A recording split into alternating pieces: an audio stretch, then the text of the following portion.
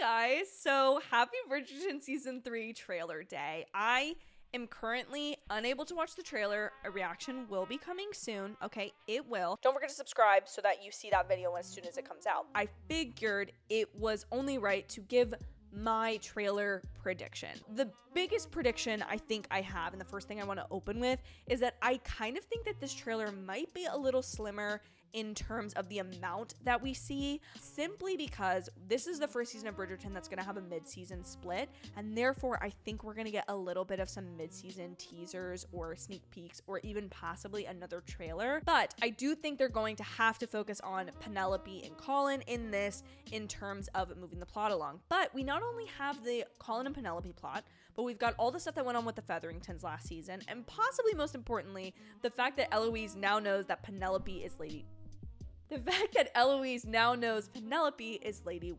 I feel like the Eloise and Penelope thing can go one of two ways. It can either be handled like in the first half of the season, or the thing that I think is more likely is for them to keep that kind of as a tension point throughout the whole season. Because part of what I think is so great about Romancing Mister Bridgerton is that it's not just Colin and Penelope's love story. Like, that's probably like half of the book, but it's all about the unmasking of Lady Whistledown and who knows, and the way that Julia Quinn writes it is so good. And so I don't feel like they're going to just really resolve that very quickly, because I think they can escalate the romantic relationship between Colin and Penelope, speed that along a bit in the kind of the first half of the season, and then play up the tension with Eloise in the second half of the season, as well as kind of the Ton potentially figuring out that she's Lady Whistledown. Going off of that, some of the changes that I think they're gonna make from the book is, I know that Penelope is kind of gonna be looking for a husband, and this is going to lead to Colin becoming jealous and realizing what he's had in front of him is what he's needed his whole life. So I think that we're gonna get a little bit more exposition kind of what they're changing in this trailer.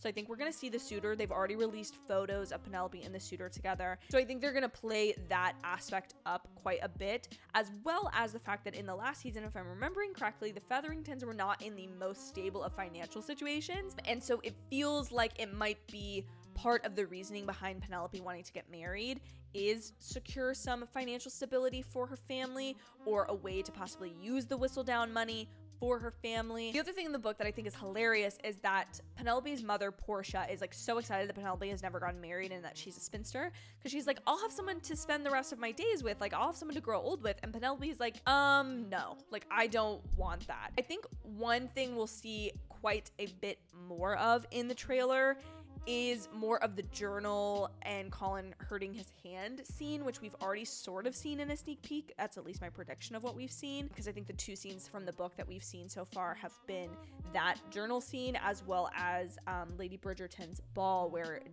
Lady Danbury kind of poses the, if anyone can unmask Whistledown, there's a grand prize book. And that would be kind of fun in the show, because Eloise will already know, and it's like, does she turn Pen in or does she not? But I think the reason we'll see more of that scene is because, again, I think there might be that mid-season trailer, so I think that's also why we've gotten so much Kate and Anthony content. They kind of want to limit the Colin and Penelope stuff so that they have more to work with promotionally. And then I think the last thing that we will see in this trailer is a little bit of some type of sneak peek of a carriage, them entering a carriage, them in a carriage looking at each other or something, because that is quite simply the most iconic scene from this book. So I just feel like it's a missed opportunity if that's not at all included in this first trailer. Those are my predictions though. I hope that now that the trailer's out, you're loving and enjoying it. Please be on the lookout for my subsequent reactions and possible breakdowns of the trailer. I'm so excited for this new season of Bridgerton, and I'm going to be making tons of content about it. Please be sure to subscribe so you don't miss any of those upcoming Bridgerton themed videos. I will see you guys in my very next video.